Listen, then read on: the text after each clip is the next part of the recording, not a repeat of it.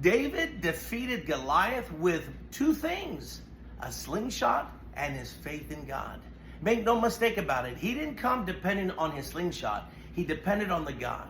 David says, I come against you, not with sword and spear or javelin. I come against you in the name of the Lord. The Lord will strike you down. In other words, he is putting his total faith in God to give him the victory over the giant Goliath. But make no mistake about it. He still pulled out some stones and he had a slingshot. He wasn't asking God just to strike him down with lightning. He wasn't asking God to give him coronary arrest and a heart attack and fall over. No, he knew he had his part to play. You see, miracles come with two things. You got to have faith, but you got to do your part. And the slingshot is your part. And don't make the mistake of wanting God to do everything, but you don't do your part. For example, you might be trusting God to heal you, but that doesn't mean you forsake a doctor or don't get medical treatment or get a surgery. No, you still have to do what doctors tell you to do. You know, you may trust God to prosper you, but you still have to work hard. You can't be lazy, and you still have to be generous and give. In other words, you have your part to play. I remember there was a man who came to my church, and I had married him and his wife, but unfortunately they ended up getting a divorce after a long marriage.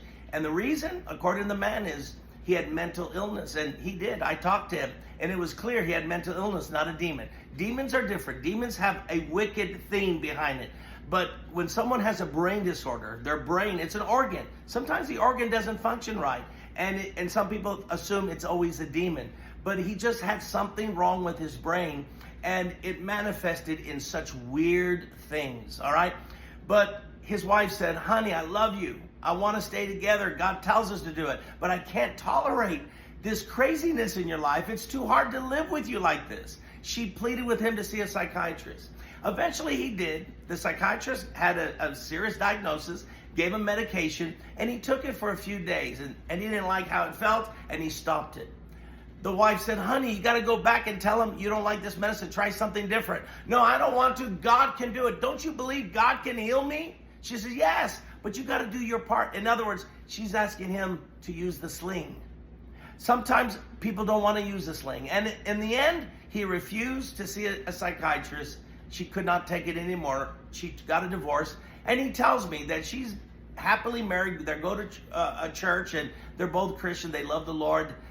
And I told him, I said, don't you see? You needed to see a psychiatrist. No, I'm coming to you because I know God can heal you through you. But you need a sling.